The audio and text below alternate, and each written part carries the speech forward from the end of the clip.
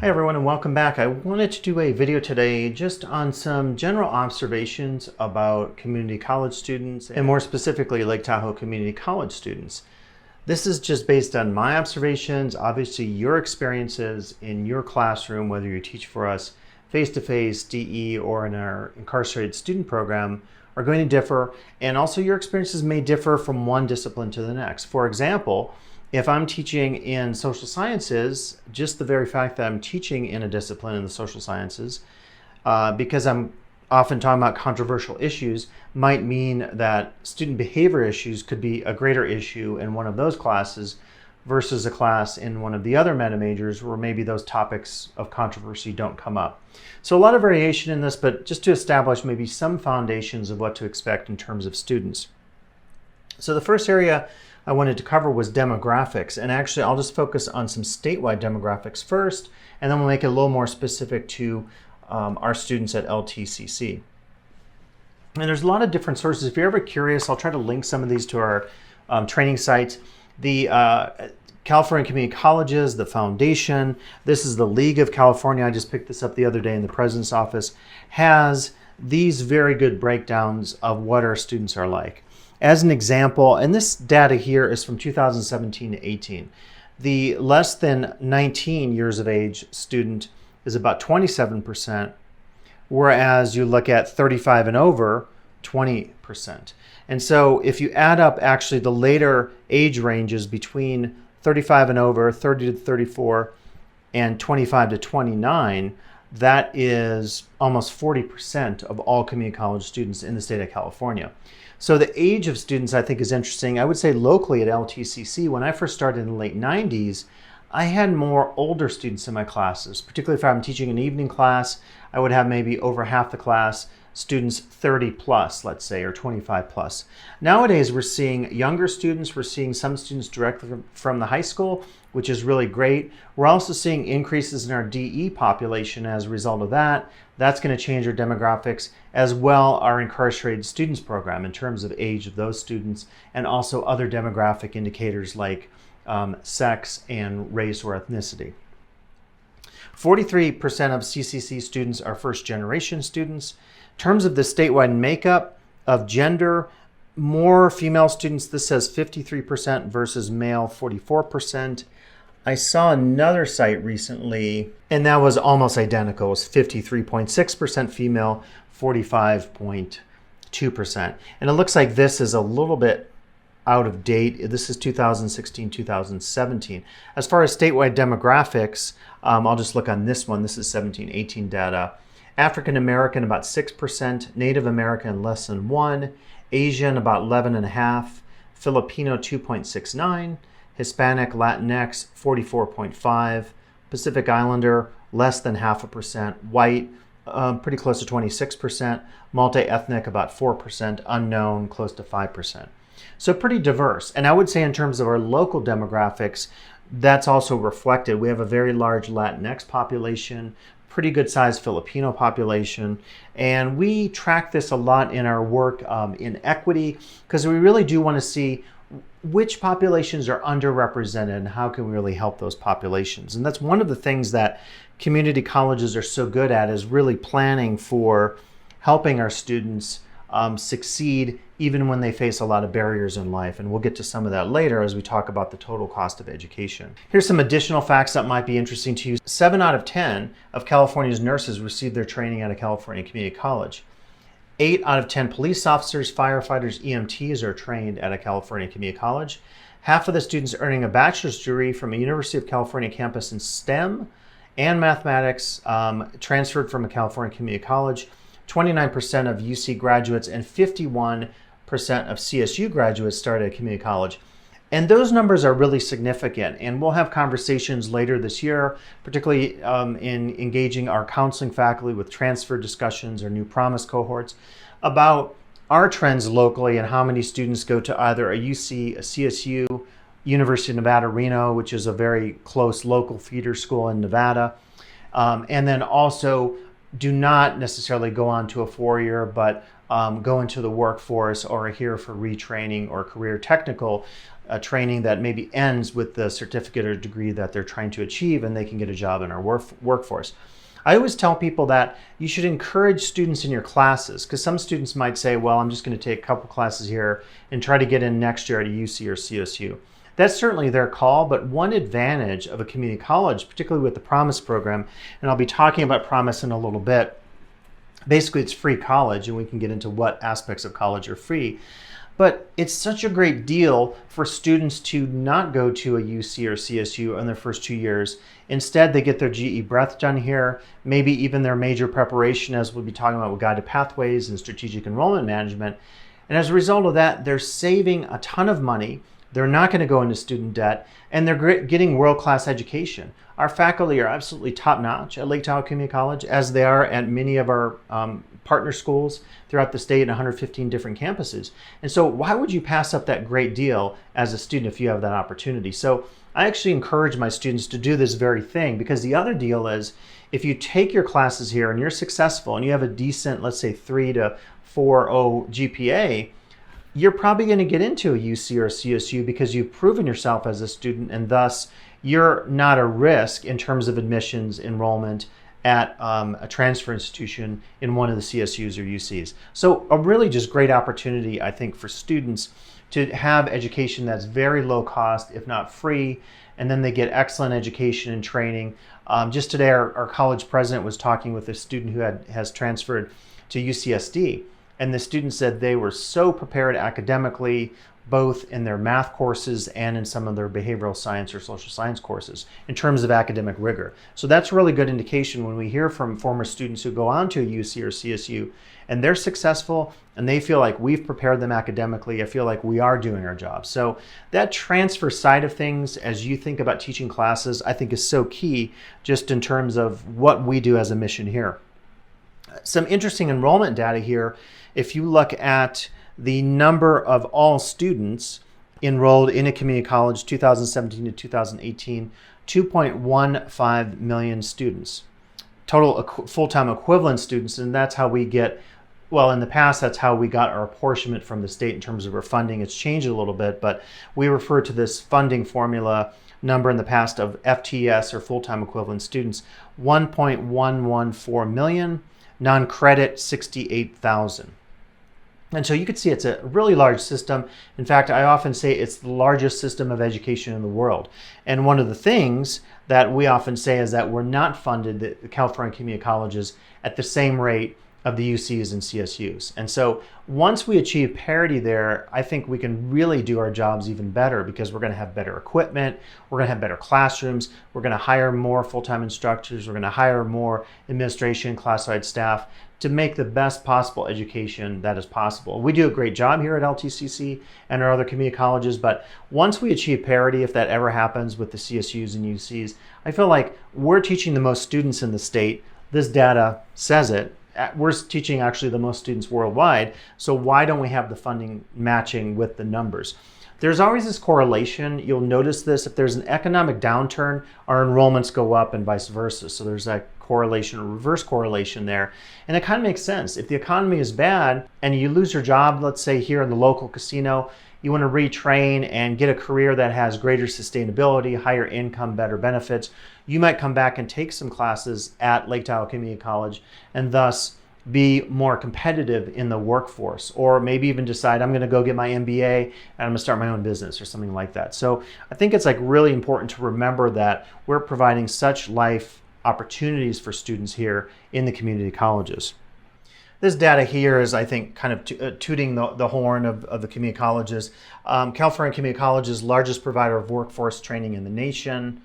Taxpayers receive $4.50 for every $1 invested in students who graduate from a California community college. Again, making my political argument that we need parity of funding with the UCs and the CSUs. Attending or graduating from a CCC doubles your chance of finding a job compared to those who failed to complete high school. Students earning a degree or certificate from a CCC nearly double their earnings within 3 years. So all the data is really showing us that it is so beneficial for students to go through a community college and to receive training, to receive courses, GE, maybe an associate's degree, maybe a certificate. And we'll get into some of that later as we talk about guided pathways. And so, yeah, in any case, I just thought to give you some of that big picture data might be significant. As we get in more into our local trends, again, I mentioned just some of the ethnic trends. As a faculty member, if you're involved in your comprehensive program review, your CPR, your annual unit plan, your annual program review, AUPs, APRs, you will often deal directly with your demographic data. So just like we have the data here for statewide, where we talk about students by ethnicity, you'll see the local data. And then we always ask the next question, what does this say about what we're doing in art, in PE, in political science, in psychology? And do we need to change anything in terms of how we're teaching or how we're interfacing or marketing with our local community in terms of helping our underrepresented populations? And these populations are not just necessarily designated by ethnicity. We might talk about members of our LGBTQ community. We might talk about members of our lower socioeconomic strata at the lake. And we'll get to that later. Very significant data there, so stay tuned.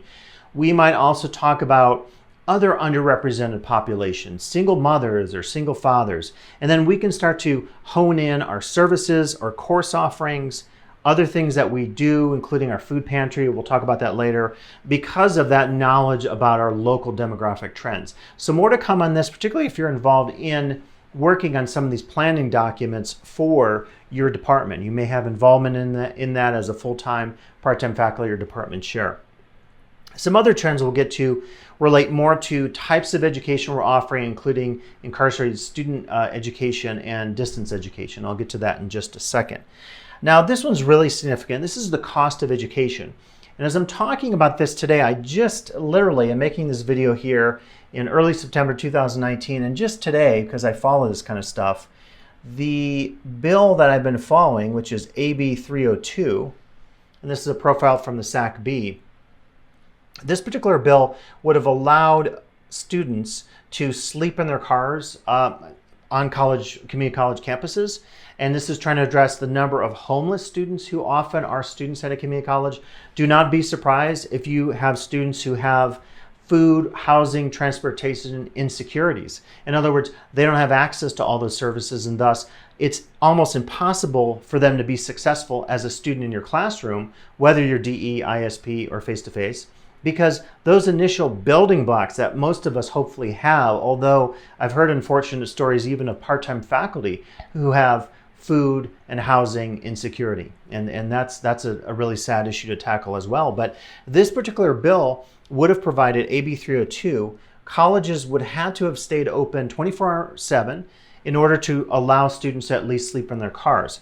It just today got pulled from the assembly by the person who sponsored it, the Democrat, and I guess it was getting watered down, and one of the stipulations was about the bill wouldn't apply to any community college campus that was within 250 feet of an elementary school. And I guess there were concerns about homeless students and crime and so forth. And the particular person who sponsored the bill said we shouldn't make assumptions about homeless students and stereotype them.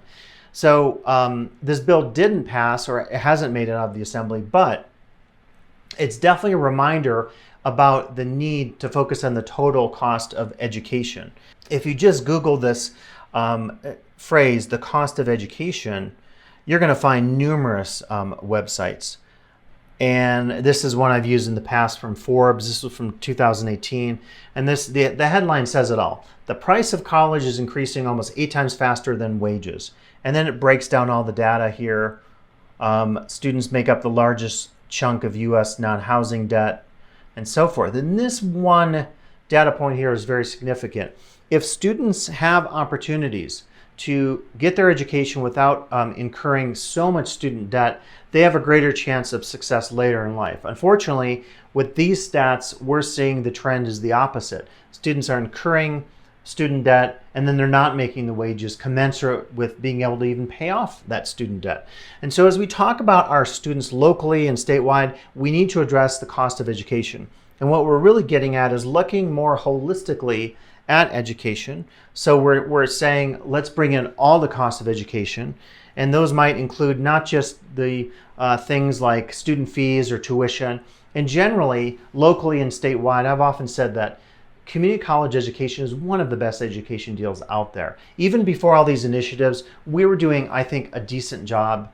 I would say a very good job in terms of providing quality, cheap education. But we realized that is not enough. And so what else do we need to address? Well, locally, we are talking about housing. We now have student housing available, which is a really great opportunity. You can check out my video on our housing property at 3681 Aspen Avenue here in Lake Tahoe.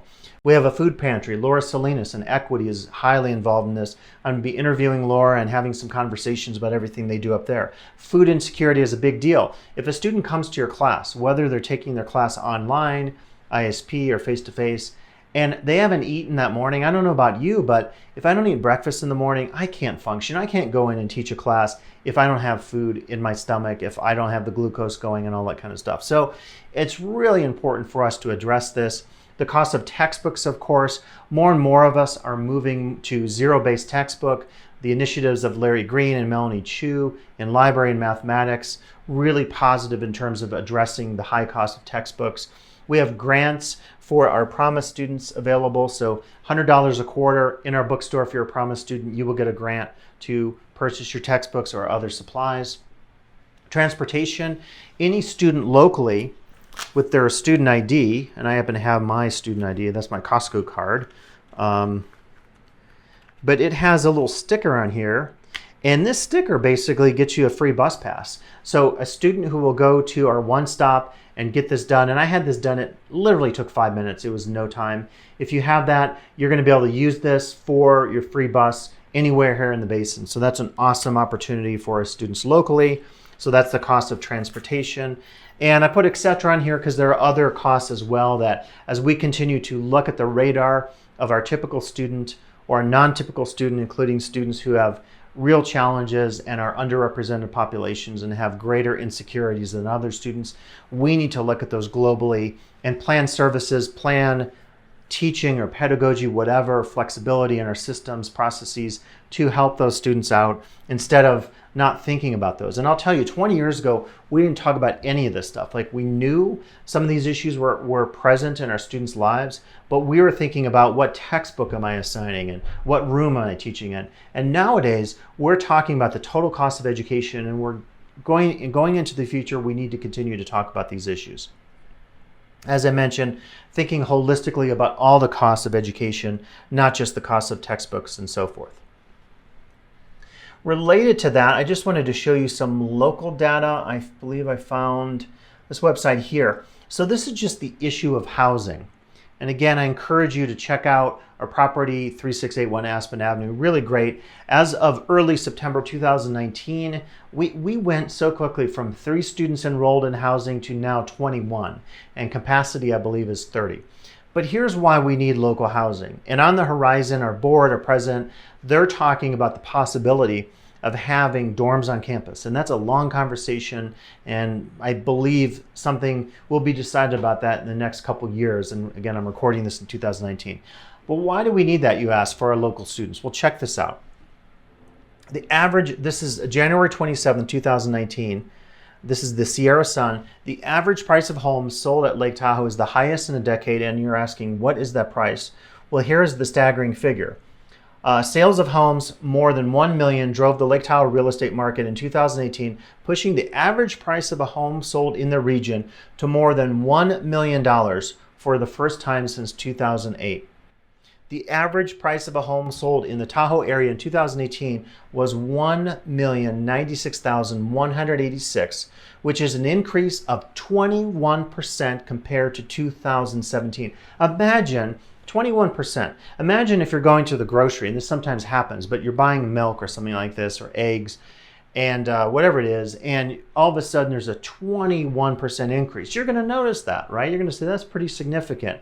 If it was a $2 item, it's increased by 40 cents. That's pretty significant. It's even more significant if you're talking about something which has one of the highest ticket prices of anything you'll buy in your lifetime, and that's the cost of a home or the cost of rent, because rent is another conversation to have about this. Most people probably can't even afford a home at these prices, and then we talk about the price of rent. What is the average price of rent? That being said, we have to then be cognizant of this and realize that for our local students, they may not be able to afford a house like this. They might not be able to afford rent. Even our faculty and staff, to be able to earn enough money to put down a 10% down payment on $1 million, which is $100,000, that is absolutely crazy. I don't think most of our faculty and staff could afford a home that expensive here locally. So what that says to us is we teach in a very high cost area, and even though some of our students aren't always living in this area if they're taking DE classes, our local students are struggling. So we need to be cognizant of this. The writing is on the wall. This is not speculation. It is proof. When you see those kind of numbers, $1 million plus average home price 2018, 21% increase from 17 to 2018. That is crazy. It's mind-boggling that the numbers are that high. So we continue to work with the local Tahoe Prosperity Center. I encourage you, if you haven't checked out their website, please, please, please do. I was just having a conversation with Frank Girdman today in our advance efforts, and we were talking about this very issue, partnership with the Tahoe Prosperity Center. Here's some of that Tahoe data, and this is crazy. This is sobering stuff, let me tell you. This tells you just economic data, housing data, so this is going to have everything, your median household income, percent that can afford rent, so 66.5%, second home ownership, 75%. That's kind of a scary number. We depend on some of that certainly for our tourism, for our economic stability. But if most of your owners of homes in Tahoe are second home owners, they're not here locally maybe to support our community college. They're not maybe here locally to support initiatives of a social justice sort that maybe they would be concerned about. I'm not saying that applies to all second homeowners, but there's a possibility out there with this. You look at total jobs, you look at percentages. I like how they have this green going up, red going down. Unemployment, 2000 to 2015, 5.6%, which is a drop. So the positive number generally is green, and then the negative number has a red indicator. And I'm not going to go through all this today, but I think it's just really important to look at what some local data suggests about our housing data. If you work in Lake Tahoe, you should be able to live in Lake Tahoe. And that is really getting into what we're talking about here, housing and security. And this talks about all the resources, project updates, looking at bringing more workforce housing to Lake Tahoe. We need more of this. So if you're locally engaged with your political communities, get involved in this stuff. This is the time to bring out that activist agenda and say, we've got to do some stuff locally, because the numbers really support the challenges and the opportunities out there as well. So more conversations to have. So those are some of those local trends related to housing, economics, and so forth. This is more getting into like teaching. And so one of the trends you're going to see locally that I've noticed over the last 10 or so years is the increase in the number of students who are taking DE classes. And you might think, well, it's mostly students who live, in Southern California, or they live, even I've had students in other countries, in China and Tibet, taking classes from around the world when they're traveling, or they're maybe on a summer study abroad program or something like this. It's actually interesting that some of our local students are, Jafet, one of our board members in 2019, said that he actually took, I think, his entire load one quarter, even though he's a local student. 75% to 100%, I believe, of that load was DE. For many of our students, it's flexibility. They're working multiple jobs. They have home care issues. They're dealing with caring for a parent, or caring for a sibling, or caring for a child. They could be a single parent. As a result of that, if you don't have child care, you have another form of insecurity, right? You have child care insecurity. You can't afford it. There aren't affordable options for you. We try to provide some of that locally here with our Child Development Center, but that doesn't cover all of our students. As a result of that, your one solution might be to take a DE class. And that tells us the challenges that we face in terms of making sure that our DE classes are up to par in terms of quality, offer our students the best education commensurate with what they'd get in a face-to-face class or an ISP class. And ISP is another area that we're growing in. And unfortunately, incarcerated numbers in our population is growing. The data for California here, it's showing African Americans remain overrepresented in California prisons population. Prison population is aging. More prison inmates serve decades or more before being released. And I just wanted kind of some numbers data here. This is on California from January of 2018. California has the 18th lowest incarceration rate in the country, with a rate of 331 per 100,000 people sentenced to a year or more behind bars in 2016, amounting to 120,340 people in state prisons. So still a significant number, and we're serving many of those students in many of those state prisons in California. So another realization of how our education has shifted over time in terms of now we're not just doing face-to-face, we're doing ISP, we're also doing DE and some face-to-face. I think another local trend we're seeing is what's happening with STEM and guided pathways. Our board and president has really been on the forefront of trying to adopt some goals that focus on things like guided pathways and STEM. And if you're curious about any of this, I have quite a few extensive videos detailing STEM and guided pathways. I'm not going to cover a lot of that in this video, but the college embarked in 2018 on a Tahoe Clear strategic enrollment management pathway. And this is basically making more strategic decisions about enrollment so that our students have greater opportunities. Because we realize all the challenges faced by our students, whether challenges of insecurities, whether they're challenges of time, the fact that they don't have time to take as many classes and they have to really compress their education, we're thus trying to get more strategic about things. And related to that is what we call our Guided Pathways Initiative and Meta Majors. And if you're curious, you can look at our fall schedule in 2019. We'll be repeating this in many other schedules in our college catalog. And we also have our Meta Majors listed out for our Guided Pathways. And again, I have a really detailed account of this that you can check out in my videos. Basically, we're trying to get students to make some decisions earlier in their education rather than later, such that they don't have to repeat classes and take unnecessary units. And the state is putting more and more pressure on us to do this in 2019 through a new funding formula focused on student success. So we have to adapt and be nimble, as our president and board have often said. So it's another opportunity, I think, to think about the services we provide the students. And by the way, related to that, I just saw here on the previous page, we now have a university center at LTCC. So in addition to providing traditional community college services, we now provide bachelor's, master's, and even PhD degrees that you can get at one of our wonderful classrooms in our university center. And I will have a video and an entire overview of all the cool stuff that happens at the university center, because those are our students as well as all the community college students that we serve.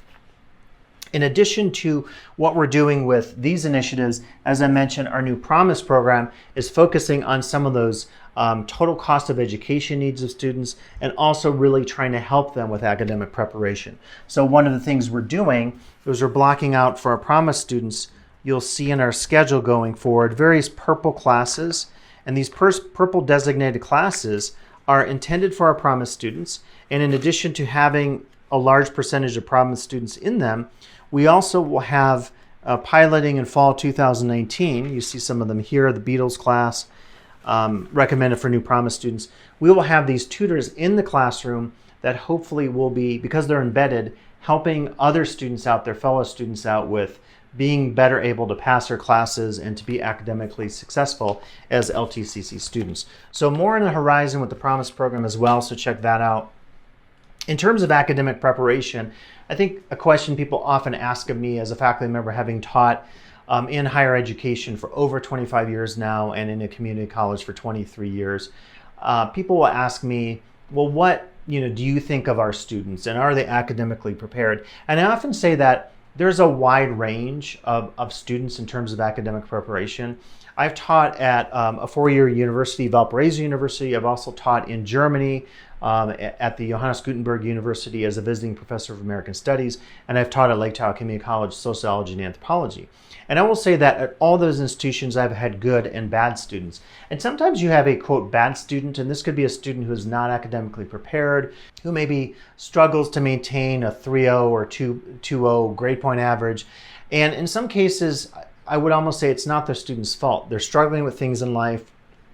They're not quite ready. They're not mature enough. And you know what? That's part of, I think, maturation of being a student. We all have to do it as students. And that's one bit of advice we could provide to our students, is to say, If you're not ready, let's talk about some strategies to get better and to develop some study skills. Take advantage of tutoring, take advantage of opportunities out there to improve your craft such that you get better as a student in whatever classes you're taking. But there's also the case where sometimes the student needs some time off and maybe they need to think and reflect, and then they can come back to school later because they're more mature and able to deal with things. So there's a range of different levels of academic preparation, so I can't really comment overall what is your student going to be like. Some of this does also vary by the modality you're teaching in, and that's why in this training I've set up 3 tracks: face-to-face, DE, ISP, because these issues that I'm talking about now of preparation, or the next set of issues related to plagiarism, engagement, and student behavior, those issues often are very specific to the modality that you're teaching in and the specific discipline that you're teaching in. So it's very important to contextualize what it is that we're talking about when we talk about some of these student challenges. So things like plagiarism and cheating, things like student engagement, does the student come to your class? Do they log in if it's a DE class? They drop out halfway through if it's a face-to-face class? Student behavior, which I think sometimes happens in a DE class where students say inappropriate things to you or fellow students in the class.